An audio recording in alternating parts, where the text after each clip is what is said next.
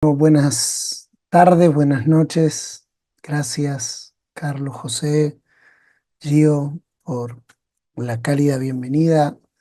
Un gusto enorme compartir este tiempo, este espacio juntos. Acabamos de terminar nuestra conferencia el día sábado, todavía atendiendo los últimos que quedan de afuera del país, muy felices de ver el obrar de Dios en nuestra generación y al mismo tiempo muy felices de poder compartir con ustedes este tiempo, este espacio. Celebramos que, que Dios esté despertando una generación hambrienta por su palabra, por aprender y aprender. La diferencia está en la H en el medio. Aprender es recibir información, pero aprender es tomar la información, agarrarla y hacerla propia. Entonces necesitamos una generación que no solamente aprenda, sino aprehenda. Y esa bendita H que separa la palabra en el medio es lo que hace toda la diferencia. Yo no sé si se escucha bien. ¿Sí? ¿Se escucha bien? Súper. Esta noche, la propuesta que hemos recibido para compartir con ustedes por los próximos minutos tiene tres partes. Es un tema extremadamente complejo, extremadamente profundo. No creo poder hacerlo bien en una hora, pero intentaré plasmar en algunos minutos algunos pensamientos sobre estos tres asuntos. Particularmente creo que estos tres asuntos hacen a la profundidad de nuestra tarea. Nuestra tarea eh, se resume en sabernos hijos de Dios, que son parte de la iglesia, que tienen un llamado específico y claro para desarrollar una misión. Entonces, gran parte de todo esto que está propuesto en este tema de tres expresiones hace eh, justicia a lo que es la misión, la visión y la expresión de la iglesia. Yo quiero comenzar, vamos a trabajar en estos tres puntos por separado y al final lograr unirlos en una sola expresión. Pero vamos a leer, si tienen su Biblia allí o podemos ponerlo también, Romanos capítulo 8, versículo 15. Romanos capítulo 8, versículo 15 al verso 17, y luego el versículo número 28 al versículo número 30 del mismo capítulo. Romanos capítulo 8, versículo 15 al 17 y del verso 28 al verso 30. Dice el apóstol Pablo, quien escribe este pasaje: pues no habéis recibido el espíritu de esclavitud para estar otra vez en temor, sino que habéis recibido el espíritu de adopción por el cual clamamos Abba Padre. Y si hijos, también herederos y coherederos con Dios, perdón, coherederos con Cristo, si es que padecemos juntamente con Él, para que juntamente con Él seamos glorificados.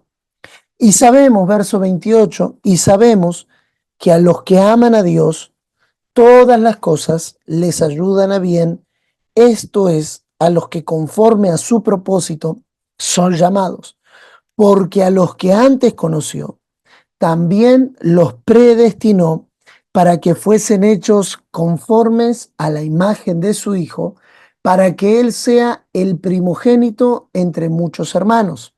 Y a los que predestinó, a estos también llamó, y a los que llamó, a estos también justificó, y a los que justificó, a estos también glorificó. Esta expresión del apóstol Pablo va a resumir o a ordenar la esencia de quienes somos según Dios.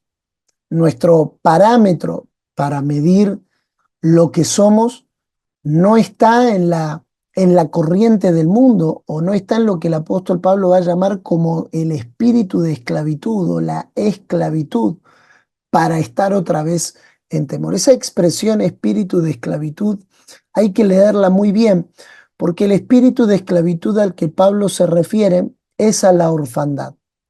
Un huérfano vive como si no tuviera padre o como si no tuviera madre. Y el apóstol Pablo va a decir que nuestro espíritu, por medio del espíritu de adopción, tiene una característica y es que ahora clama Abba Padre. Lo primero que me gustaría eh, resaltar es lo que dice el verso 16. El espíritu mismo da testimonio a nuestro espíritu de que somos hijos de Dios. Lo primero que debiéramos afirmar es que ninguno de nosotros somos hijos de Dios por asimilarlo mentalmente. Por más que nosotros declaremos, profeticemos, cantemos que somos hijos de Dios, solo puede mi espíritu saber que soy hijo de Dios porque el espíritu mismo da testimonio. Ser llamado hijo de Dios es un asunto espiritual. Ser llamado hijo de Dios no es un acto de confesión de fe, no es un acto de sumarme a la iglesia. Ser llamado hijo de Dios es un acto del Espíritu de Dios a nuestro espíritu.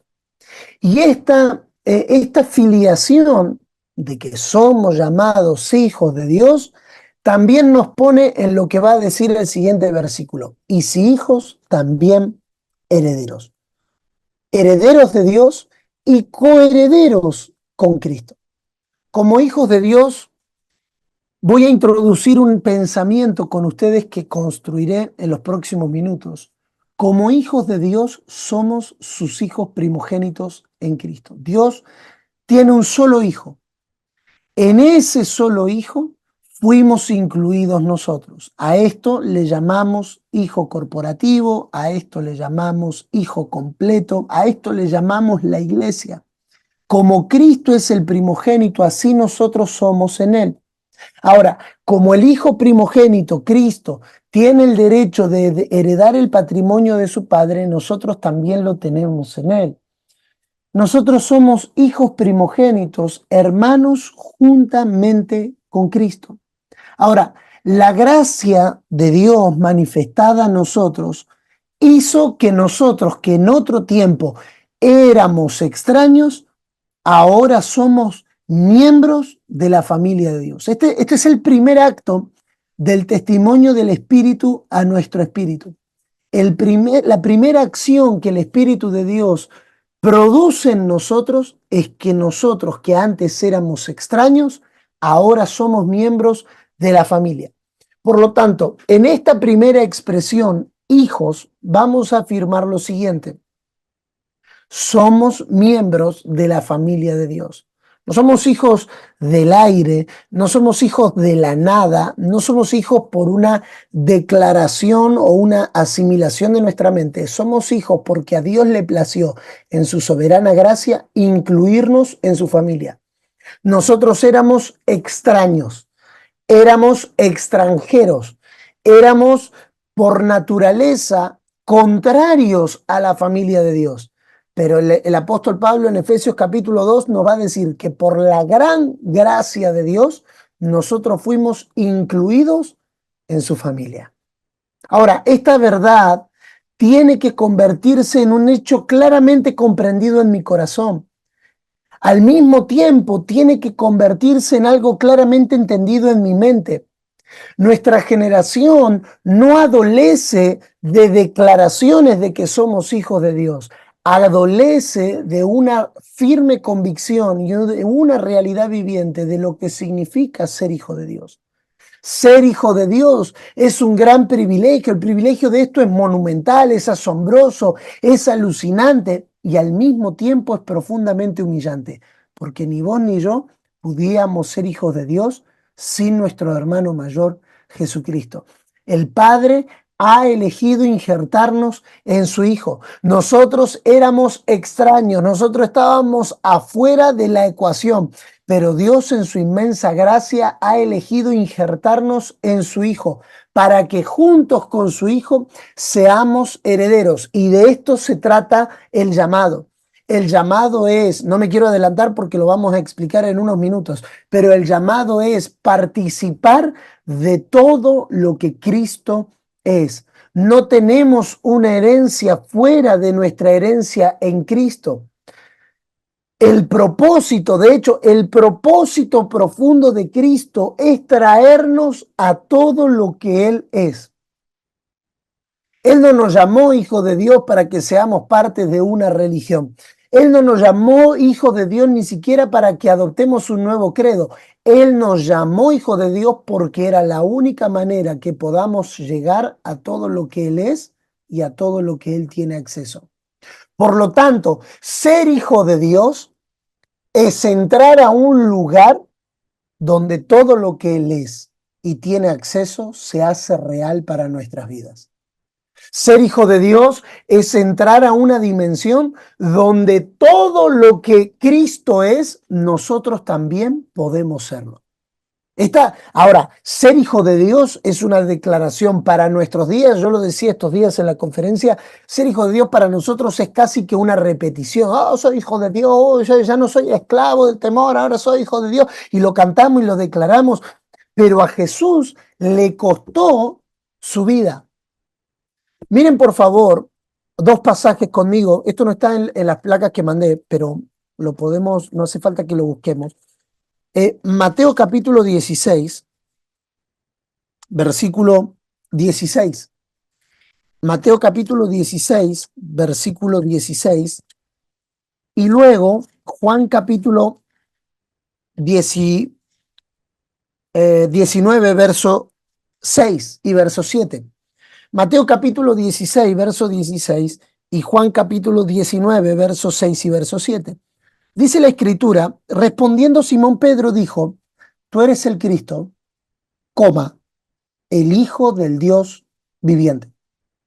Esta declaración para nosotros es casi que ya algo a lo que estamos acostumbrados. Estamos acostumbrados a hablar de Cristo, estamos acostumbrados a hablar del Hijo de Dios, pero hay que poner un poquito en contexto que hasta este versículo nadie había llamado a Jesús el Cristo. Pero lo más tremendo de esta declaración no es solo que él lo conoce como el Cristo, sino que lo conoce como el Hijo del Dios viviente.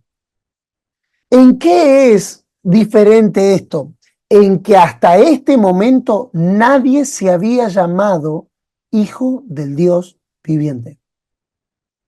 Así que aquí nos estamos encontrando con una declaración completamente escandalosa, completamente asombrosa. Nadie había llamado a nadie en el género humano hijo de Dios. Y eso lo va a cotejar Juan capítulo 19, verso 6. Cuando le vieron los principales sacerdotes y los alguaciles dieron voces diciendo, crucifícale, crucifícale. Pilato les dijo, tomadle vosotros y crucificadle, porque yo no hallo delito en él. Los judíos le respondieron, nosotros tenemos una ley. Y miren, esta es la razón por la que los judíos crucificaron a Jesús. Esto es para que entendamos lo que significa ser llamados hijos de Dios. Miren lo que significa. Los judíos le respondieron, nosotros tenemos una ley y según nuestra ley debe morir.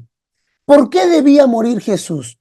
No porque había hecho milagros, no porque había anunciado la destrucción del templo, no porque las multitudes le seguían. Jesús debía morir porque se hizo a sí mismo hijo de Dios. ¡Wow! La expresión hijos de Dios, que en nuestra generación está tan devaluado, tan ridiculizado, tan menospreciado, a Jesús le costó la vida. La razón por la que él fue crucificado fue porque él se hizo a sí mismo hijo de Dios. Por lo tanto, el costo, el precio, el valor de que vos y yo nos llamemos hijos de Dios, para Jesús fue su vida. Hebreos capítulo 2, verso 10 nos va a profundizar en esta idea y dice, porque convenía a aquel por cuya causa son todas las cosas y por quien todas las cosas subsisten, que habiendo de llevar muchos hijos a la gloria, perfeccionase por aflicciones al autor de la salvación de ellos. Solo tenemos acceso a llamarnos hijos de Dios porque Cristo nuestro Señor nos ha introducido a esta realidad. Descubrir que somos hijos de Dios es entrar a la posición más elevada que alguien puede entrar. La iglesia del siglo XXI confunde hijo de Dios con posesiones y creemos que porque somos hijos de Dios vamos a tener, Dios nos va a dar, vamos a ser bendecidos, vamos a ser prosperados y tomamos el ser hijo de Dios como un hecho de los beneficios que podemos recibir. Pero la verdad es que ser hijo de Dios no es una posesión, ser hijo de Dios es una posición en la que entramos por medio de Cristo. Y al entrar en esa posición, tenemos acceso a todo lo que Él tiene. Ahora vamos al segundo pasaje. Nuestro espíritu testifica que somos hijos de Dios. Pero ¿qué es lo que Dios está haciendo con sus hijos? Y sabemos que a los que aman a Dios, todas las cosas le ayudan a bien. Esto es, a los que conforme a su propósito son llamados. Porque a los que antes conoció, también los predestinó para que fuesen hechos conformes a la imagen de su Hijo, para que Él sea el primogénito entre muchos hermanos. Lo primero que tenemos que aclarar en esta noche juntos es que somos llamados según su propósito. Dios no nos llamó por nosotros mismos. Dios no nos llamó porque le caíamos bien. Él nos salvó porque nos amaba, pero no nos llamó porque nos amaba. Él nos salvó porque nos amaba, no nos llamó porque nos amaba. Esto es una diferencia abismal. La salvación es un acto del amor de Dios. El llamado es un acto del propósito de Dios. Somos llamados según su propósito. Por lo tanto, el llamado revela la asignación. Somos llamados según su propósito. ¿Cuál es el propósito de Dios? Este propósito es que seamos sus hijos, quienes los representen exactamente en el mundo. Y para eso Dios hace que todas las cosas trabajen juntas para el bien hasta el final. ¿Cuál es el final por el cual Dios está trabajando? ¿Cuál es el final por el cual Dios me está llamando? Eso es que lleguemos a ser hechos conforme a la imagen de su Hijo. Dios nos está conformando a la imagen de su Hijo. ¿Para qué somos llamados sus hijos? En primer lugar, no somos llamados sus hijos para hacer cosas. Somos llamados sus hijos para ser conformados a la imagen de su Hijo. La palabra conformado es la palabra sumorfos, que significa formado conjuntamente para ser similar como teniendo la misma forma de otro. Otra vez, formado conjuntamente para ser similar a como teniendo la misma forma que otro. Por lo tanto, el llamado, me voy a adelantar a la conclusión para empezar la construcción. El llamado es que seamos conformados a la imagen de su Hijo. Porque a los que antes conoció, también los predestinó para que fuesen hechos conformes a la imagen de su Hijo. Por lo tanto, Dios está trabajando para conformar a los hijos conforme a la imagen de su Hijo. La palabra imagen significa representación, significa semejanza, significa figura. Por lo tanto, nuestra imagen debe reflejar a su Hijo, no a nada más. Nosotros no somos gente buscando tener muchas imágenes. Nosotros somos gente queriendo tener la misma imagen del Hijo. El problema es permitir que Él se convierta en nosotros. El pensador francés Voltaire dijo que Dios hizo el hombre a su imagen y semejanza y el hombre le devolvió la atención haciendo a Dios a su imagen y semejanza. Tenemos un evangelio y tenemos una generación que intenta hacer a Dios a la medida nuestra. Dios, dame lo que quiero, Dios, dame lo que necesito, Dios, dame lo que a mí me parece.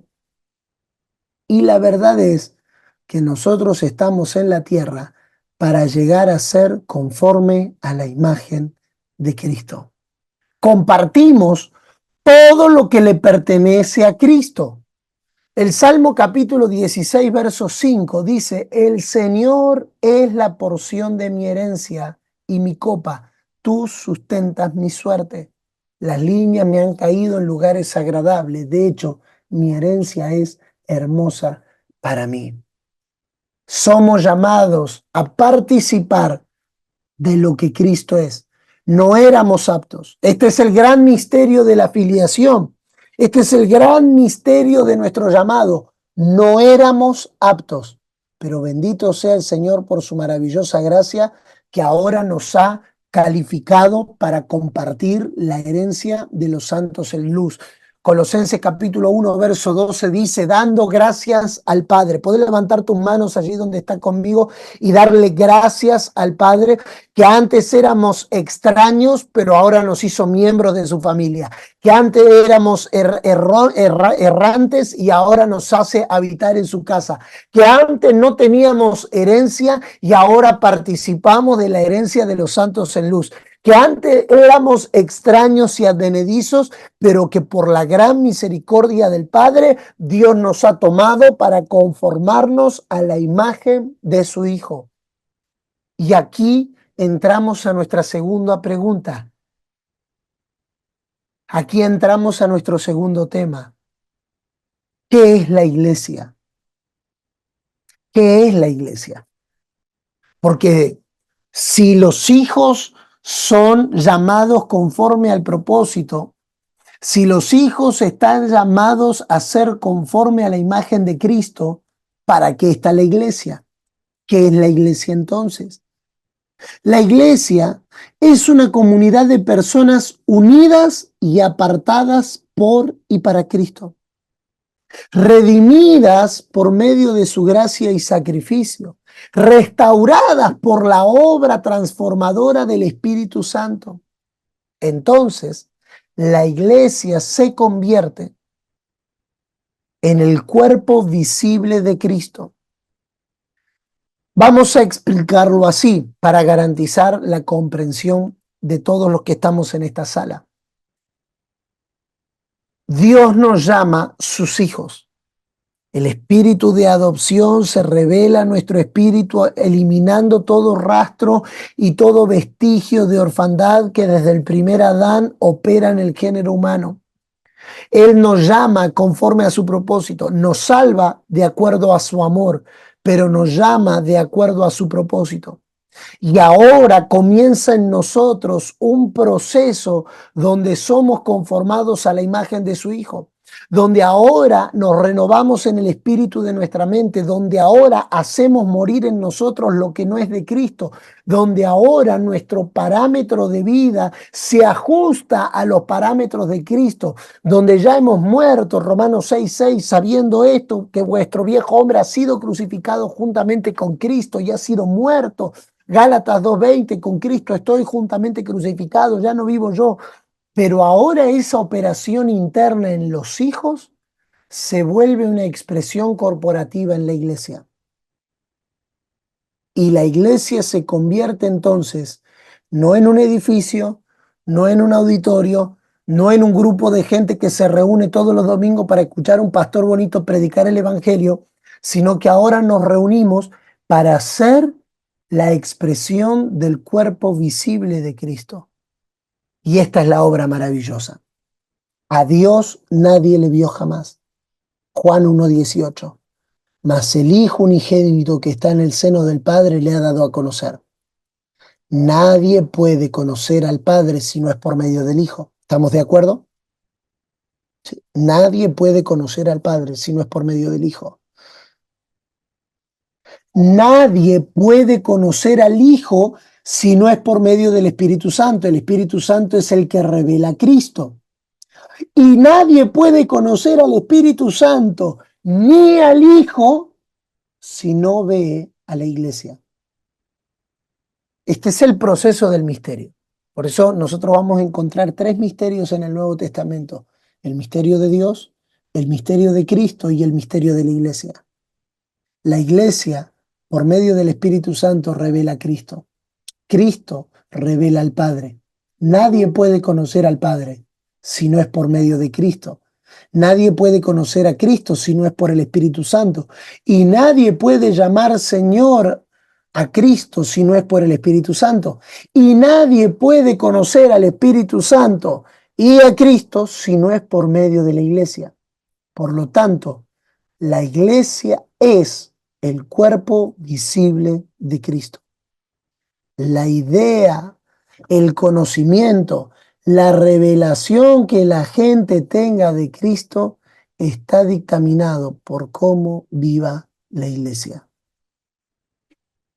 La iglesia es la responsable de anunciar salvación, de anunciar restauración por medio de la vivencia del mensaje del reino.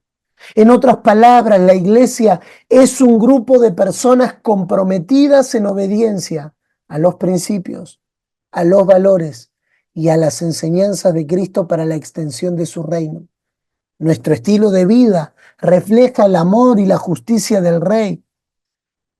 La iglesia es la comunidad de los hijos, es la reunión de los hijos, pero al mismo tiempo la iglesia es el agente promotor del reino, donde ahora esa imagen visible comienza a ser proyectada de tal manera que llene todas las cosas con el evangelio de las buenas noticias. El evangelio, amados hermanos, no es una fórmula doctrinal para la salvación del individuo, sino las buenas nuevas de que el ser humano y la creación pueden participar de todo lo que Cristo es. Aquí nos hacemos la segunda pregunta entonces. Habiendo definido qué es la iglesia, nos preguntamos, ¿qué dice la iglesia? ¿Cómo la iglesia se comunica frente al mundo que vive para hacer realidad la expresión de aquello que en Cristo es? La iglesia es portadora del mensaje del reino. Es portadora de un mensaje de reconciliación.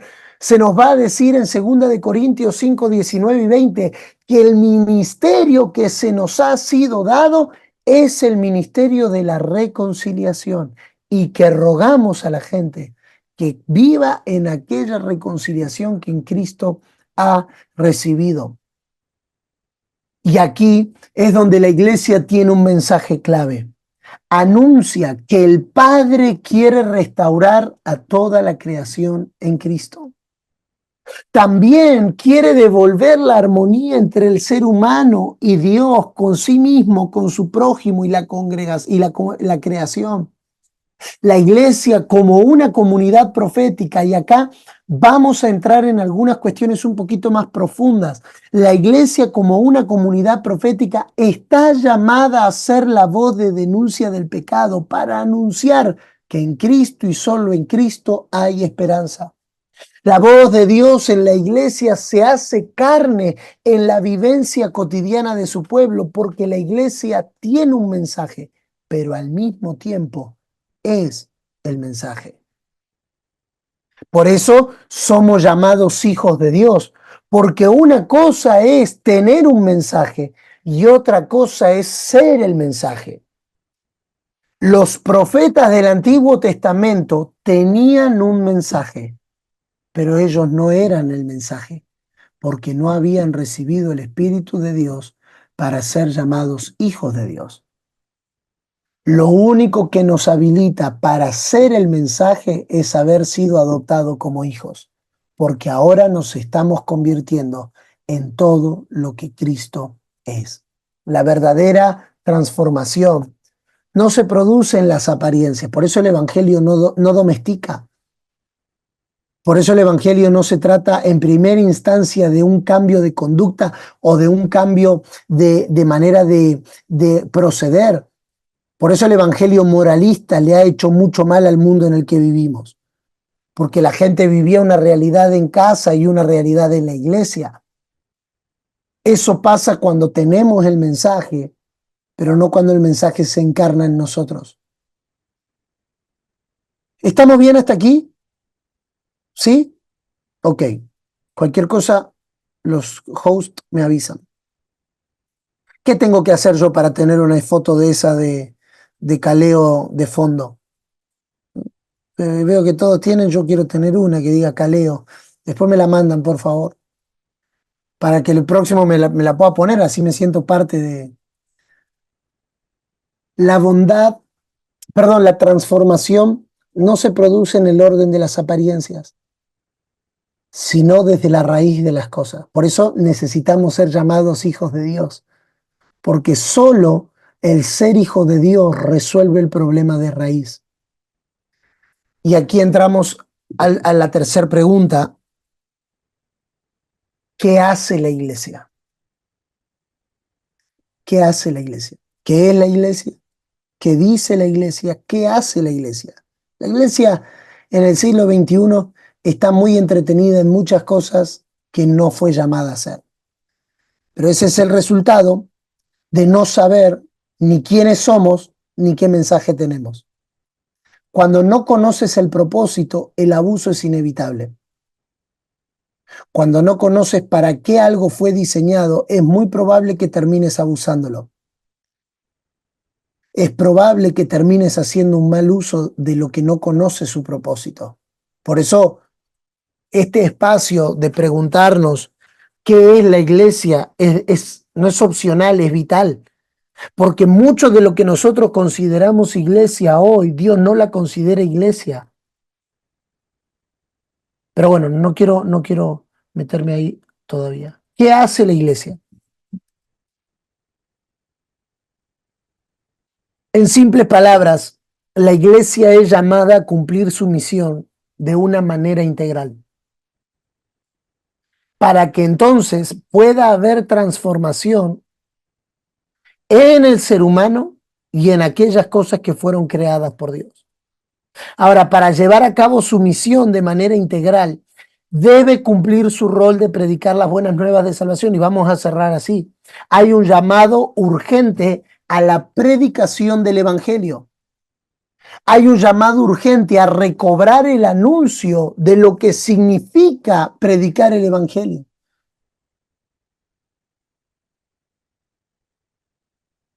Necesitamos retomar el mensaje completo del Evangelio. El mensaje de la cruz, el mensaje de la entrega completa, de la dedicación absoluta. Porque es necesario dar respuestas a las preguntas e inquietudes de nuestros contemporáneos basados en la palabra de Dios. La palabra tiene respuesta para todas las preguntas del ser humano. Pero si la iglesia no entiende para qué está, se va a entretener con cosas que no son su misión. Solo una práctica sólida y coherente del sacerdocio universal de todos los creyentes posibilitará la concreción de una misión integral en el mundo de hoy. Es necesario predicarla, modelarla y vivirla en todo lo que somos y en todo lo que hacemos, porque mucho de la falta de compromiso que vemos en nuestra generación hoy se debe a la predicación de un evangelio fácil o de fin de semana. Y el evangelio nunca se trató ni de ser fácil, ni de predicarse solo en los fines de semana. Necesitamos con urgencia retomar el mensaje completo del Evangelio, el mensaje de la cruz, el mensaje de la entrega completa y de la dedicación absoluta. Y ese es mi pedido y mi ruego para cada uno de ustedes en esta noche. Volvamos al Evangelio completo.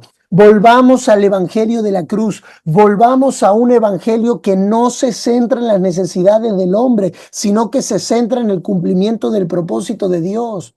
Porque la tarea principal de la iglesia local no ocurre dentro del edificio 2 horas a la semana, una vez a la semana, 2 veces si tienes un congregante fiel. La tarea principal de la iglesia está fuera del edificio, donde se reúnen los fines de semana, lamentablemente y para vergüenza nuestra lo digo, para entretenerse en una reunión eclesiástica sin recibir entrenamiento para una misión de reino. Nuestros jóvenes líderes, nuestros jóvenes no tienen herramientas para el mundo en el que viven y mucho de eso se debe a nuestra ineficacia para la predicación del evangelio. Porque teniendo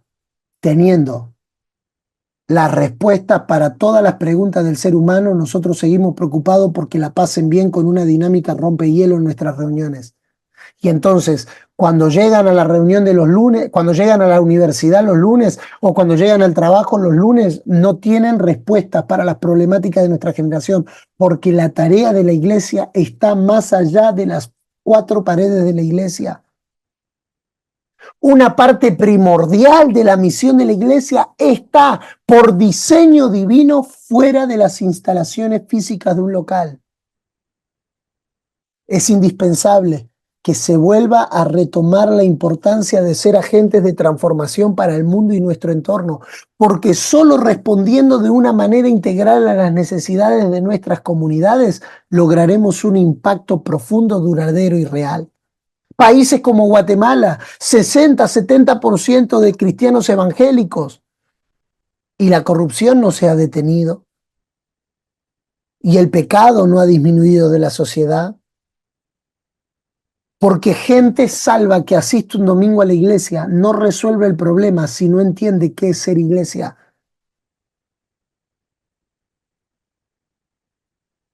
En la cruz de Jesús se reconocen todos los que lucharon sinceramente y siguen peleando por la transformación del mundo.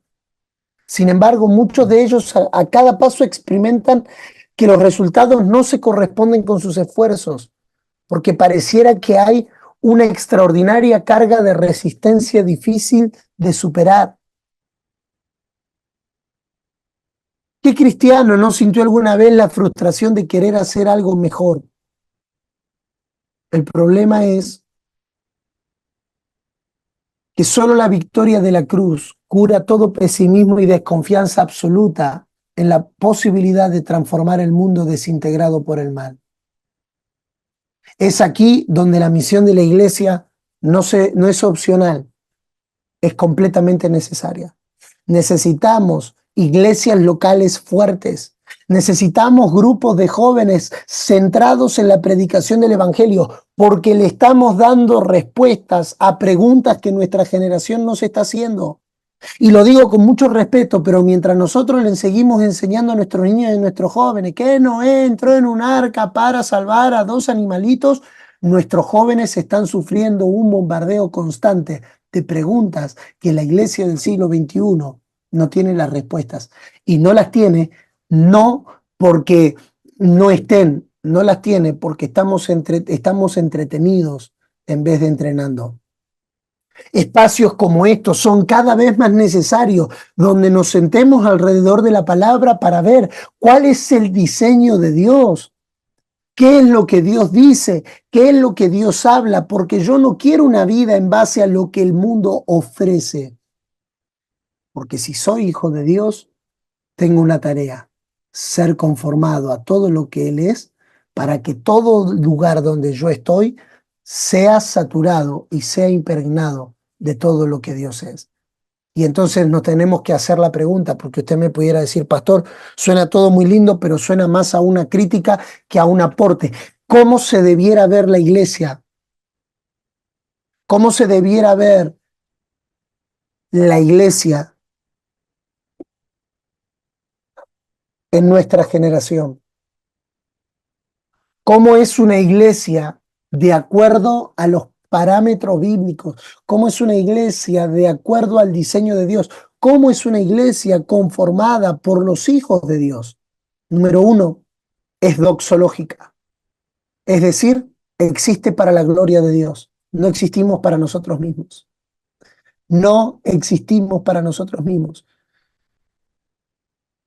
Y esta, me permito decir, es la gran herejía del siglo XXI. Hacernos creer que existimos para nosotros mismos. Vamos, tú puedes, vamos, saca tu mejor versión, vamos, dale a tu familia la mejor versión de ti mismo. No existimos para nosotros mismos. Existimos para la gloria de Dios. Número dos, la iglesia es logocéntrica, es decir, está centrada en la palabra encarnada, Cristo. Cristo es el centro de la iglesia. Y al mismo tiempo está centrada en la palabra inspirada, es decir, en las escrituras. Cada vez que yo veo una iglesia, debiera encontrar estas dos cosas, que está centrada en Cristo y que estará centrada en la palabra. En el momento en que algo o alguien haga algo fuera de los parámetros de la palabra, tengo el permiso legal de salir corriendo de allí. Porque si no está centrada en Cristo y centrada en la palabra, estará centrada en algo más. En regla general, en el hombre y en las prácticas de los hombres. Hace un tiempo atrás había un muchacho que me preguntó, pastor, mi pastor me hace besarle los pies, porque dice que los profetas recibían besos de los pies de los hermanos. ¿Verdad? Digo en Cristo y no miento. ¿Qué me dice usted? Mi respuesta fue que salgas corriendo de allí. Porque si el centro es el hombre, el ángel, cuando Juan se postró a adorarle, le dijo, no te confundas, Juan, no me adores a mí. Nosotros tenemos hoy congregaciones muy idolátricas, donde todo gira en torno al hombre de Dios, donde todo gira en torno a la mujer de Dios, donde todo gira en torno al cantante de turno, donde todo gira en torno a que la gente se entretenga y la pase bien. La pregunta es, ¿estás centrada en Cristo? ¿Estás centrada en la palabra escrita? Número 3, voy un poquito más rápido por razones de tiempo. Número 3, la iglesia que es efectiva en su tarea es neumodinámica, es decir, está generada, está reunida y está empoderada por el Espíritu Santo. No tengo tiempo para explicar cada una de estas palabras, pero el origen de la iglesia es el Espíritu Santo. La reunión de la iglesia la convoca el Espíritu Santo. Y el poder que recibe la iglesia para cumplir su misión no es propia. Lo expliqué mucho mejor este sábado pasado en la conferencia, después podemos hacerle llegar el link. Cuando hablamos de para qué es el poder que da el Espíritu Santo no es el poder para exhibición, es el poder para el martirio. Ser empoderado por el Espíritu Santo no es ser empoderado para ser la mejor versión de mí mismo. Ser empoderado por el Espíritu Santo es recibir poder para morir. Número 4, perdón. La iglesia es pactual, es decir, existe dentro de una relación de pacto.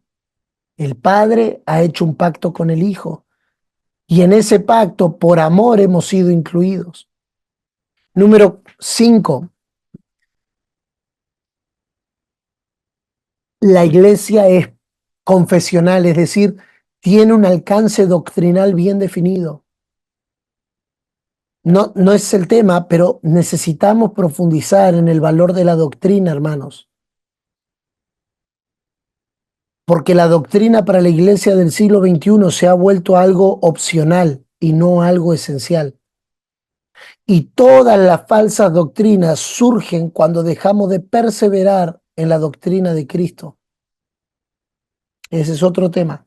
Pablo le dijo a Timoteo, retén la forma de las sanas palabras. Retén la forma de la sana doctrina que de mí oíste.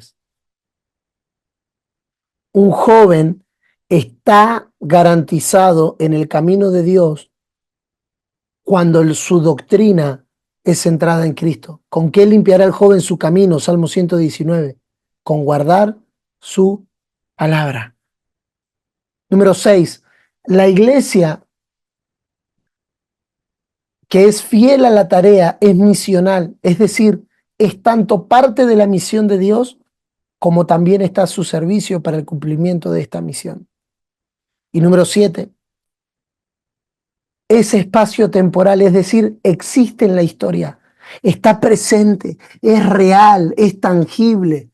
Existe en la historia para manifestar la esperanza pasada, presente y futura, desde donde anuncia plenitud. Y ahora sí, entramos a nuestro tercer tema, los hijos, la iglesia y el llamado. ¿Cómo colaboramos nosotros? ¿Cuál es el llamado de Dios en nuestros días? Segunda de Timoteo capítulo 4, verso 1.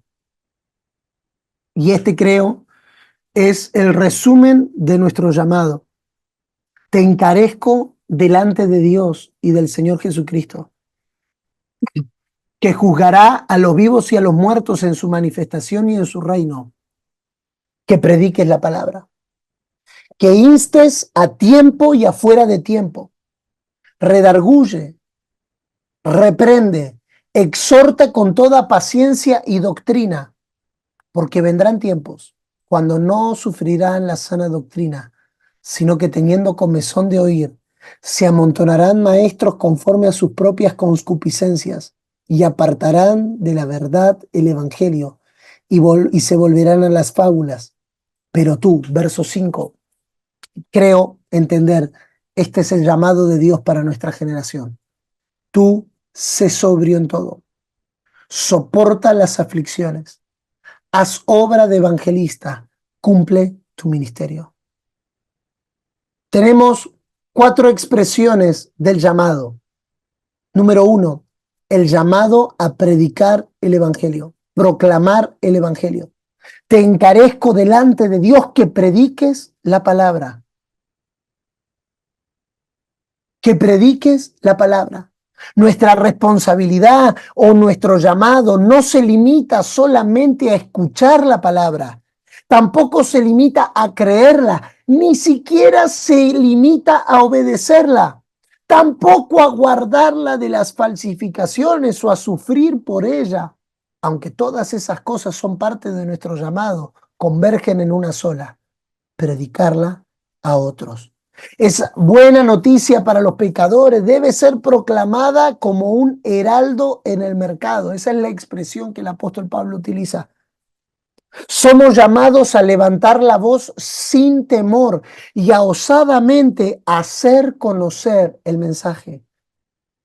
Esto nos introduce a 4 expresiones del llamado, que es como quiero cerrar en esta noche para orar. Número 1, una proclamación urgente. El llamado es urgente. No hay tiempo. Literalmente significa estar preparado o estar alistado. Por ende, en este caso, no solo se refiere a un sentido de alerta, sino también a un sentido de urgencia. No hay tiempo que perder. No pierdas el sentido de urgencia de cumplir con tu llamado. Porque la predicación del evangelio transmite un sentido de importancia y de urgencia, porque es un asunto de vida o muerte. Nuestro llamado, si quieres anotarlo, anótalo en negrita, mayúscula y subrayado. Nuestro llamado es un asunto de vida o muerte. No podemos jugar con esto. No es una responsabilidad que se deba tomar a la ligera. Esta predicación urgente debe ser a tiempo y fuera de tiempo. Otra definición o otro sinónimo de esta expresión es permanece en actividad todo el tiempo. No tienes una vida cristiana y una vida aparte de la iglesia. Todo el tiempo estás predicando el evangelio. Todo el tiempo estás cumpliendo con tu llamado. En segundo lugar, nuestro llamado debe ser o debe llevarnos a un llamado adecuado. Redarguye, reprende, exhorta.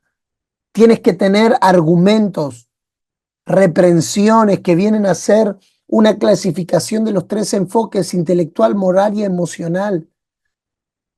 Nuestra predicación, nuestro llamado no es irresponsable. La gente hoy es muy irresponsable. Bueno, tú confiesas al Señor y acá, pastor, le traigo a la gente para que le ore. Pero la verdad es que las personas viven atormentadas por pecado, por dudas, necesitan ser convencidas por argumentos, necesitan la reprensión, otros necesitan el ánimo. Número 4, nuestro llamado es un llamado paciente.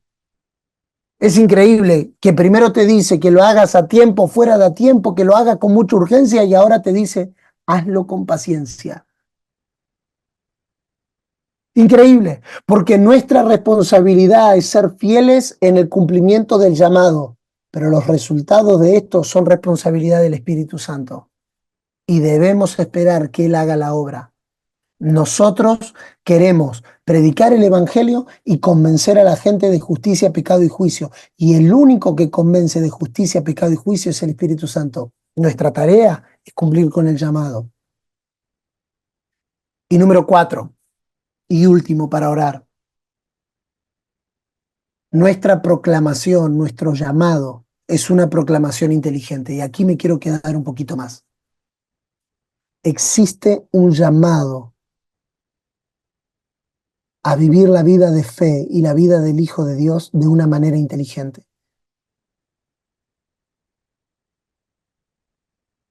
Hemos hecho de las excepciones la regla. Hemos hecho de que Dios puede usar a un analfabeto la regla. Y entonces dijimos y confundimos improvisación con guía del Espíritu. Abrimos la Biblia los domingos a la mañana y decimos ¿qué tiene Dios para mí hoy? Y marcamos en la Biblia el versículo y creemos que eso es ser guiado por el Espíritu Santo, cuando eso es una muestra de nuestra ignorancia. Debemos, y por eso estos espacios son tan necesarios, hermanos. Y quiero desafiarte a que sigas conectado todo en cuanto dependa de ti a estos tiempos, porque necesitamos una proclamación del Evangelio más inteligente.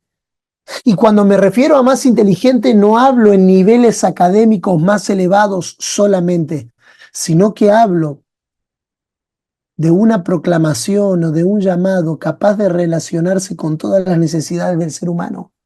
Necesitamos trabajar en proyectos para frenar las leyes de aborto, las leyes de eutanasia. Necesitamos trabajar en respuestas que el Evangelio da a la crisis de adopción que vive el continente latinoamericano. Necesitamos trabajar en pensamientos o en postulados de paz frente a los conflictos bélicos que se vienen para nuestros continentes. Necesitamos trabajar por las leyes anticonversiones que están establecidas en la Agenda 2030, pero para eso necesitamos ser inteligentes. Y la inteligencia no es una capacidad innata, es una capacidad que se desarrolla. Se desarrolla por la preparación, se desarrolla por el aprendizaje, se desarrolla por la capacitación, se desarrolla por sentarnos horas a tratar de entender qué dice Dios sobre los asuntos de la vida. Para eso Dios alumbra los ojos de nuestro entendimiento. Pablo hace una oración y esta oración es con la que quiero cerrar. Ustedes la saben de memoria. Ruego al Padre de nuestro Señor Jesucristo que os dé espíritu de sabiduría y de revelación en el conocimiento de Él, alumbrando los ojos de vuestro entendimiento para que sepáis. Y este debe ser nuestra ocupación. Este debe ser nuestro enfoque. Saber cuál es la esperanza a la que fuimos llamados. La palabra esperanza allí es la palabra expectativa. Saber lo que Dios espera de nosotros.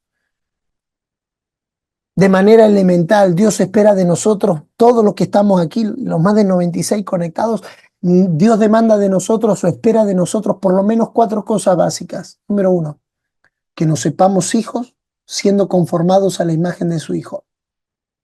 Número 2, que nos sepamos parte de la iglesia que comunica y que anuncia las verdades eternas de Dios a una generación. Número 3, que seamos fieles en el cumplimiento de nuestro llamado, predicando la palabra a tiempo y afuera de tiempo, con una proclamación urgente, con una proclamación paciente, con una proclamación inteligente. Y número 4, que seamos fieles a la expectativa de lo que Dios espera de nosotros. Quiero librarme y librarte en esta noche de toda expectativa humana sobre tu vida, para que podamos responder a la única expectativa que vale la pena vivir, por la cual vale la pena vivir, y esa es la expectativa de Dios. Que Dios siga convocándote a espacios como esto y dándote gracia, sabiduría, revelación y entendimiento, no para inflar tu cabeza, sino para ser sobrio, para soportar las aflicciones, para hacer obra de evangelista y para cumplir tu ministerio.